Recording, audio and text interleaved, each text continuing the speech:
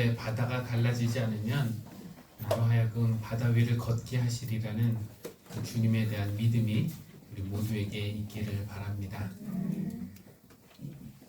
일반적으로 목회자들은 설교에 대한 부담 때문이겠죠. 주일이 돌아오는 것을 그렇게 좋아하지는 않지만 그런 부담이 있는 중에도 저는 반가운 여러분의 얼굴을 보는 것, 그리고 또 여러분과 함께 이렇게 예배하는 것이 새삼 소중하고 감사하게 느껴져서 이번 주일은 여느 주일보다 더 기다려졌습니다. 생각해보면 우리가 억지로 모이는 것이 아니라 모이기를 기뻐하고, 또 누군가가 오지 않으면은 그 사람이 보고 싶고 그립고, 그리고 이렇게 함께 모여서 한 하나님을 이렇게 예배한다는 것이 얼마나 큰 은혜인지 모르겠습니다. 여기 모인 우리 모두에게 하나님께서 마음의 복을, 또 건강의 복을, 또 믿음의 복을 부어주시기를 바랍니다. 오늘은 교회로 따지면 새해인데요. 새로운 교회력이 시작하는 첫째 주일입니다. 매해 교회는 대림절이라는 절기로 새로운 해를 시작하는데, 성탄절 4주 전에 시작하는 대림절은 이 성탄절이 언제 오느냐에 따라서 때로는 11월 말에, 또 때로는 12월 초에 시작을 합니다. 올해 12월 25일은 주일이어서 오늘이 바로 4주 전이 시작하는 주일이 되는데요. 대림절은 우리가 성탄, 즉 예수님의 초림이라고 하죠. 처음 오심을 기다리는 그런 절기이기도 하지만 동시에 예수님의 재림, 다시 오심을 기다리며 준비하는 그런 절기이기도 합니다. 그래서 성탄에 대한 설렘, 우리가 성탄 생각하면은 뭐 긴장되고 무섭고 이런 건 없잖아요. 막 설레는 이 마음과 또 재림하면은 어느 정도의 긴장감 가지게 되는데, 이런 설렘과 긴장이 공존하는 절기가 대림절이라고 할 수 있습니다. 한국교회에서는 이 기간을 강림절, 대강절, 대림절 이렇게 세 개의 이름으로 부릅니다. 예전에는 주로 강림절 혹은 대강절이라고 많이 불렀는데요. 요즘에는 대림절이라고 부르는 교회가 더 많은 것 같아요. 그래서 각 이름의 뜻을 한번 구분해 보면은 다음 페이지 한번 보시면은요. 이 강림절 할 때 강자는 내려온다라는 뜻입니다. 하강할 때 쓰는 그런 강자인데요. 성령님이 비둘기같이 혹은 불의 혀같이 위에서 아래로 내려오는 그 모습을 시각적으로 잘 나타내주는 이 단어가 바로 강입니다.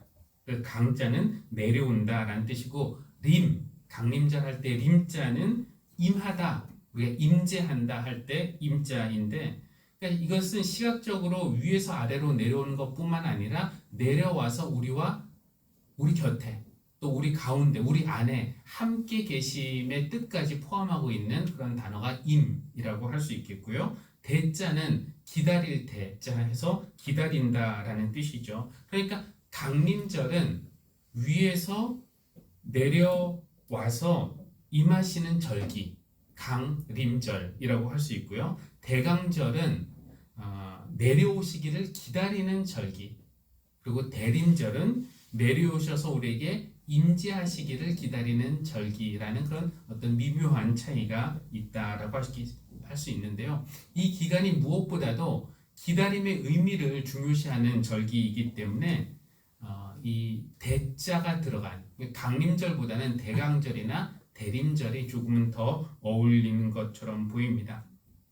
사실 이 절기를 뭐라고 부르든 상관은 없지만 지금부터 한 달 동안 이 대림절 절기에 하나님이 우리에게 내려오셔서 여러분 삶에 임하시기를, 그리고 또 우리뿐만 아니라 이 세상에서 고달파하는 그런 삶을 사는 모든 이들에게 임하셔서 우리에게 하나님 나라를 이루어 주시기를 간절히 바랍니다. 우리가 그런 기대와 그런 믿음으로 이 기다림의 절기를 보낼 수 있으면 좋겠습니다. 대림절에는 정해진 색깔이 있는데 보라색이죠. 보라색은 우리가 잘 알고 있듯이 빨강과 파랑이 합해져서 만들어내는 빛깔입니다. 그리고 빨강, 파랑 하면은 요즘 우리가 월드컵 때도 우리나라 경기할 때 자주 보지만 태극기를 우리가 쉽게 연상할 수가 있어요. 음과 양을 상징하는 빛깔인 빨강과 파랑. 그러니까 이 보라색은 음과 양의 만남이며 그것이 상징하는 바 하늘과 땅의 만남, 하늘과 땅이 하나 되는 그런 빛깔이 보라색이라고 할 수가 있겠습니다. 예수님의 오심은 하늘과 땅이 만나는 사건이에요. 이 대림절 기간에 하나님은 우리를 향해서 오시고 우리는 하나님을 향해서 나아가고, 그래서 예수님을 통해서 우리 안에서 하늘과 땅이 만나는 것, 하늘과 땅이 만나는 것은 결국 하나님과 내가 만난다는 것을 의미하는 것입니다. 우리가 오늘 보라색 초 하나 이렇게 불을 밝힌 이유는 바로 이런 마음 때문인데, 주님은 오늘 우리에게 내가 곧 가겠다 이렇게 말씀하시고, 우리는 아까 우리가 찬양 부른 것처럼 아멘 주 예수여 어서 오시옵소서 이렇게 반응합니다. 오늘 마태복음 본문은 예수님의 다시 오심, 재림에 대한 그런 말씀인데, 그 시각과 그 때는 아무도 모른다라는 그런 이야기를 담고 있습니다. 조금은 당황스럽죠. 우리가 주님의 재림을 안 기다리면 뭐 언제 오시든지 상관없지만 주님의 다시 오심을 기다리고 있는데 그 날과 그 시각을 알 수 없으니 참 난감합니다. 우리 인간의 현실에서 가장 확실한 것이 있다면 그것은 죽음일 것입니다. 다른 것들은 다 불확실해요. 지금 확실한 것처럼 보여도 시간이 지나면은 또 확실하지 않고, 그러나 모든 것이 불확실해도 변하지 않는, 부인할 수 없는 그런 사실 하나는 인간은 누구나 죽는다라는 것입니다. 그런데 아이러니하게도 세상에서 또 가장 불확실한 것 중에 하나가 그럼 언제 죽느냐? 이것은 아무도 모릅니다. 죽는다는 것은 확실히 알겠는데 언제 죽는지는 누구도 장담해서 말할 수가 없어요. 개인의 삶도 그러하고요. 인류의 역사도 마찬가지입니다. 역사에 있어서 가장 분명한 사실이 있다면 그것은 이 역사의 끝이 있다는 것인데, 우리 기독교식으로 말하면 주님의 재림이 있고 심판이 있다는 것입니다. 최소한 기독교의 시각으로 보면 이것은 가장 분명한 사실이에요. 우리가 성경을 안 믿는다면 모를까, 성경을 믿는다고 말하면 재림을 부정할 수는 없어요. 왜냐하면 신약 성경 27권 중에 5권만 빼놓고 22권이 예수님의 재림에 대해서 언급을 합니다. 그러니까 부활보다 오히려 더 많이 언급을 하는 거예요. 이 재림에 대한 언급이 300회 이상 신약에만 나와 있다고 하니까 우리가 성경을 믿는다고 하면은 예수님의 재림은 가장 확실한 사실인데, 또 가장 확실하지 않은 것은 언제 재림이 있는가 하는 것입니다. 우리는 아무도 그것을 알 수가 없어요. 바로 이런 이유 때문에 예수님은 오늘 제자들에게 또 우리에게 말씀하시는데 42절 한번 볼까요? 그러므로 깨어있어라. 너희는 너희 주님께서 어느 날에 오실지를 알지 못하기 때문이다. 그리고 44절에서도 한 번 더 강조하시죠. 그러므로 너희도 준비하고 있어라. 너희가 생각하지도 않는 시각에 인자가 올 것이기 때문이라고 말씀하십니다. 주님은 우리에게 깨어있으라고, 준비하고 있으라고 가르쳐 주시지만, 근데 많은 우리 기독교인들의 현실은 어떻습니까? 평상시에 우리가 주님의 재림을 의식하며 살고 있는지, 그런 사람이 그렇게 많은 것 같지는 않아요. 하긴 어떤 사람이 매일, 그것도 하루 종일 주님의 재림과 다시 오심, 종말 이것만 생각하고 있다면은 그 사람도 좀 이상하게 보이기는 하겠죠. 그래도 우리는 늘 마음 한 구석에는 생각하고 있어야 돼요. 이런 질문을 던져야 합니다. 만약에 오늘 주님이 다시 오신다면은 어떤 모습으로 오실까? 나는 그 주님을 알아볼 수 있을까? 주님이 오신다면 주님은 나를 알아보실까? 내가 주님 앞에 부끄럽지 않은 모습으로 설 수 있을까? 그렇게 서려면은 나는 오늘 어떤 모습으로 살아야 할까? 이렇게 생각하고 그렇게 살려고 노력하는 것이 바로 깨어있는 것이고 주님의 다시 오심을 준비하는 것이고 주님의 오심을 기다리는 것이라고 말할 수 있습니다. 지금이 다시 오심을 기다리는 시간이라고 했는데 우리는 어떻게 좀 더 구체적으로 기다릴 수 있을까요? 황지우라는 시인은 너를 기다리는 동안이라는 시에서 이런 말을 합니다. 이렇게 시작하는데요. 화면 보겠습니다. 내가 오기로 한 그 자리에 내가 미리 가 너를 기다리는 동안 다가오는 모든 발자국들은 내 가슴에 쿵쿵거린다. 그리고 중약하고 길지 않은 시인데 마지막 부분 보면은요. 너를 기다리는 동안 나도 가고 있다. 남들이 열고 들어오는 문을 통해 내 가슴에 쿵쿵거리는 모든 발자국 따라 너를 기다리는 동안 나는 너에게 가고 있다. 이렇게 시로 이야기합니다. 그러니까 누군가를 기다린다는 것은 그냥 멍하니 내 자리에 가만히 있는 것이 아니라 쿵쿵 설레는 마음으로 그 사람을 향해서 그쪽으로 한 걸음 나아가는 것, 이것이 기다리는 것입니다. 그렇죠. 우리도 사랑하는 사람 떨어져 있다가 다시 만나기 위해서 기다리는 동안에 조금이라도 더 빨리 더 가까이서 만나고 싶어서 공항으로 마중을 가기도 하고 버스 정거장이나 지하철역까지 가기도 하고 또 대문 밖에 나와서 기다리기도 합니다. 주님의 오심을 기다리는 이 대림절에 이 황지우 시인의 시가 우리에게 주는 메시지가 있어요. 우리가 주님을 기다리는 것은 주님이 오시는 길, 주님이 오시는 그 방향으로 한 걸음 나아가는 것입니다. 우리말에 반복이라는 말 여러분 들어보셨나요? 오늘 설교 제목에도 있는 그런 말인데 요즘에야 그럴 일이 별로 없겠지만 예전에는 시집간 딸이 친정집에 간다는 것은 언감생심, 감히 바랄 수 없는 그런 일이었습니다. 그래도 친정 부모님을 꼭 만나야 할 그런 일이 생기면은 반복이라는 것을 했다고 하는데요. 이 반복이는 무엇이냐면은 시집간 딸이 친정 부모님 쪽을 향해서 반 정도를 걸어가고 또 친정 부모님도 딸 있는 곳을 향해서 반 정도 걸어가서 가운데서 만나는 것, 이것을 반복이라고 했습니다. 이 말에 사랑하는 그리운 사람을 만나고 싶어하는 그 그리운 마음과 간절한 발걸음을 우리가 느낄 수 있습니다. 근데 우리 신앙에도 이런 반복의 마음이 필요합니다.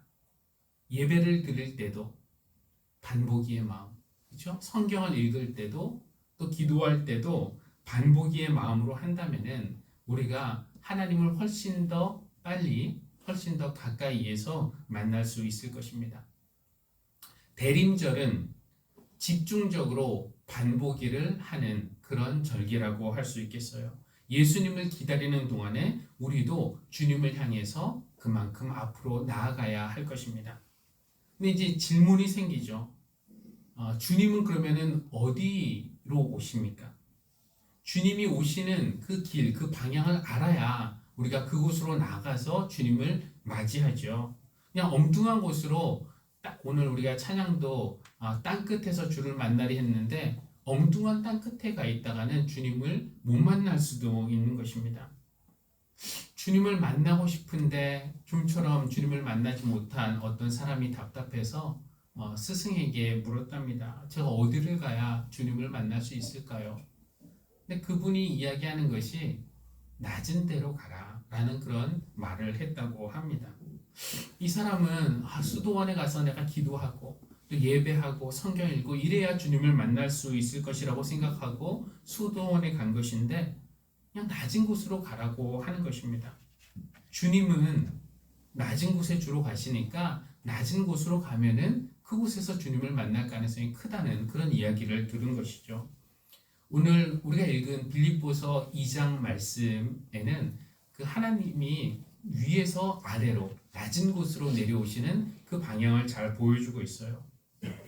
주님이 원래 계시던 곳은 하늘이었습니다. 높은 곳이었어요. 우리 하나님과 동등한 자리, 동등한 위치에 계셨지만 이 자리에 계속 있기를 고집하지 않으시고 오히려 자기를 비워서 종의 모습을 취하시고 사람과 같이 되셨습니다. 그러니까 지금 위에서 아래로 낮추신 것이에요. 하늘에서 땅으로. 이 낮은 곳에 내려오셨지만 거기에서 끝나지 않으시고 이 땅에 오신 다음에도 우리 주님은 계속해서 낮은 곳으로 내려가셨습니다. 주님이 가시는 방향이 늘 낮은 곳이었어요. 그러니까 제사장들, 율법학자들, 바리새인들, 부자들, 소위 높다고 하는 이런 사람들과 어울리지 않으시고 낮은 사람들에게로 가셨어요. 그분은 세리와 창녀의 친구들이 되셨고 사회에서 격리당하는 그 나병 환자들에게 다가가셔서 손을 대주셨고 보통 유대인이라면은 하찮다고 상종하지 않는 사마리아 여인과 말을 섞으셨습니다. 그러니까 예수님은 높은 산에 홀로 서 있는 소나무처럼 홀로 푸르름을 유지하는 독야 청청 이런 스타일이 아니라 시장에서 사회 구석진 자리에서 거기에서 고달픈 삶을 살고 있는 죄인, 세리, 병자, 창녀, 사회가 낮은 사람들이라고 하는 그런 사람들과 어울리시는 이런 스타일이십니다. 만약에 우리가 강으로 비유를 하자면은 예수님은 상류에 해당하는 사람이 아니라 하류에 해당하시는 분이라고 할 수 있습니다. 상류는 물은 깨끗하지만 좁죠. 깨끗하지만 좁은 사람. 그러나 하류는 넓습니다. 이 좁았던 강이 흘러가면서 온갖 지천들과 합류하기 때문에 넓어져요. 그리고 하류는 낮습니다. 지형적으로. 낮기 때문에 넓을 수밖에 없어요. 낮은 위치에 있기 때문에 거기에 물들이 흘러 들어오는데 뭐 깨끗한 물, 더러운 물 구분하지 않고 다 받아줍니다. 더러운 물이 흘러 들어오지만 하류가 그래도 탁해지지 않고 계속 그 맑음을 유지하는 이유가 있다면은 그것은 하류에서 그 물들을 보관하는 것이 아니라 계속 바다로 흘려보내기 때문이겠죠. 그러니까 예수님에게 온 사람들 38년 된 병자도 왔고 눈먼 거지도 왔고 세리였던 삭개오도 오고 음행 현장에서 잡힌 여인도 오고 나병 환자도 오고 사마리아 사람도 오고 이렇게 사회에서 손가락질 받는 사람, 소위 더럽다고 하고 냄새난다고 하는 사람, 예수님이 이런 사람들 다 받아주셨지만 그래도 예수님이 탁해지지 않은 이유는 주님이 그들을 다 받으신 다음에 하나님의 은혜의 바다로 흘려보냈기 때문이라고 할 수 있겠습니다. 이렇게 예수님은 당신과 낮은 사람들을 분리시키심으로써 깨끗함을 유지하신 그런 분이 아니라 그들을 다 품어주시고 또 하나님과 연결시켜 주시고 하나님의 은혜의 물로 다 씻어 주심으로써 그들을 깨끗하게 하시고 또 당신도 깨끗함을 유지하신 이런 분이라고 할 수 있겠습니다. 하늘에서 땅으로 내려오셨고 왕의 모습에서 종의 모습을 취하셨고 이 땅에서도 낮은 사람들의 친구가 되셨어요. 그러니까 우리가 이 주님이 다시 오신다면은 어디에서 이 주님을 만날 수 있겠습니까? 어디로 주님을 마중 나가야 하겠습니까? 당연히 낮은 곳으로 가야겠죠. 그래서 이번 대림절 기간에 내가 내려가야 할 낮은 자리는 어디일까? 가능하면은 여러분 가족끼리, 아니면은 뭐 속회 식구끼리, 청장년부끼리 혹은 청년부들도 이런 질문으로 대화를 한번 해보시면 좋겠습니다. 주님은 낮은 곳으로 오신다는데 우리가 낮은 곳으로 반복일을 하려면은 이 대림절 기간에 우리의 관심과 마음이 어디, 누구를 향해서 가야 할 것인가? 지금 내 곁에 울고 있는 사람들, 고달퍼하는 사람들, 위태로운 삶을 살고 있는 사람들, 이런 사람들은 누구일까? 한번 생각해보고 대화해보고 또 그들에게 다가가는 그런 방법은 무엇일지 한번 찾아보는 이런 대림절기가 되기를 바랍니다. 그래서 그들을 향해서 한 걸음 나아갈 때 그것이 주님을 향해서 한 걸음 나아가는 그런 반복기가 되면 좋겠습니다. 그러나 우리가 또 낮은 곳으로만 가서는 안 되고요. 오늘 주어진 본문은 우리가 높은 곳을 향해서도 반복일을 해야 한다라는 것을 가르쳐 주는데 시편 122편 1절만 한번 보겠습니다. 사람들이 나를 보고 주님의 집으로 올라가자 할 때에 나는 기뻤다 라고 이야기합니다. 위로 올라가는 것은 어려운 일이죠. 물리적으로도 위로 올라가는 것은 어렵습니다. 왜냐하면 중력이 우리를 아래로 끌어당기기 때문에 밑으로 내려가는 건 쉬워도 위로 올라가는 것은 어렵습니다. 영적으로도 그렇습니다. 땅의 것들, 땅의 것들에 대한 어떤 욕심, 교만, 명예, 돈, 권력 이런 것들이 우리를 아래로 끌어당기기 때문에 위의 것들, 하나님의 것들, 평화, 정의, 사랑, 희생, 포용, 용서 이런 것들을 늘 생각하면서 실천하는 것은 쉽지 않습니다. 근데 대림절 기간에 우리가 높은 곳으로 반복일을 한다라는 것은 우리의 관심을 애써 한 대 것에 두고 실천하는 것입니다. 이렇게 위로 올라가는 것은 힘들지만 그래도 감사한 것은 나를 보고 주님의 집으로 올라가자 이렇게 말해주는 믿음의 벗이 있다는 것이 얼마나 감사한 일입니까? 힘들지만 옳은 길, 하나님이 기뻐하시는 길을 걸어가려고 애쓸 때 그 길을 외롭지 않게 해주는 것이 있다면 바로 같은 믿음을 가지고 동행하는 그 믿음의 친구들이 있기 때문입니다. 우리 서로가 서로의 믿음을 격려하면서 함께 높은 곳에 올라가자 격려하는 그런 믿음의 친구들이 되기를 바랍니다. 오늘부터 시작하는 대림절은 이제 12월 24일까지 거의 한 달 정도 이어지는데요. 새로운 절기이니만큼 우리의 관심과 초점도 조금 새롭게 변화될 필요가 있습니다. 이 절기에 우리의 초점은 무엇이냐? 오시는 주님, 우리에게 임하시는 주님을 기다리는 것인데요. 주님을 기다리는 동안 낮은 곳으로도 반복이 또 높은 곳으로도 반복일을 해야겠다라는 그 마음이 우리에게 들기를 바랍니다. 낮은 마음으로 낮은 곳을 향해서 또 하나님을 생각하는 그 마음으로 높은 그 예배의 자리를 향해서 주님이 우리를 향해서 오고 계시는데 우리가 사랑하는 사람을 마주하듯이 주님을 향해서 한 걸음 한 걸음 나아갈 때 주님을 속히 만나고 또 기쁨으로 만나는 그런 은혜가 이 대림절 기간에 우리 모두에게 있기를 주님의 이름으로 기원합니다. 우리 찬송가 한 장 같이 부르겠습니다. 176장 주 어느 때 다시 오실는지. 시간의 주인이 되시는 하나님, 한 해가 저물어 갈 때 뒤를 돌아보면 아쉬움과 후회가 남고 또 어지럽고 무거운 현실은 변화가 없지만 그래도 우리에게 새로운 희망으로 평화의 왕으로 오시는 주님을 기다리며 기대하게 하시니 감사합니다. 언제 오실지 알 수 없으니 날마다 오신다는 그런 마음으로 늘 깨어있게 하여 주십시오. 깨어서 기다린다는 것은 주님이 오시기로 한 그곳에 미리 가 있는 것임을 깨닫습니다.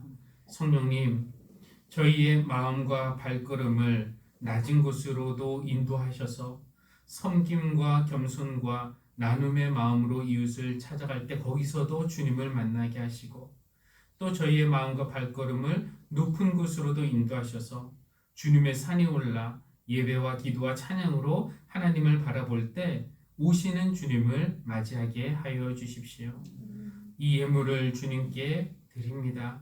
드리는 성도들의 사랑과 감사와 헌신의 마음 기뻐 받아 주시고 우리 모두에게 풍성한 은혜로 응답하여 주십시오. 감사드리며 예수님의 이름으로 기도합니다. 아멘.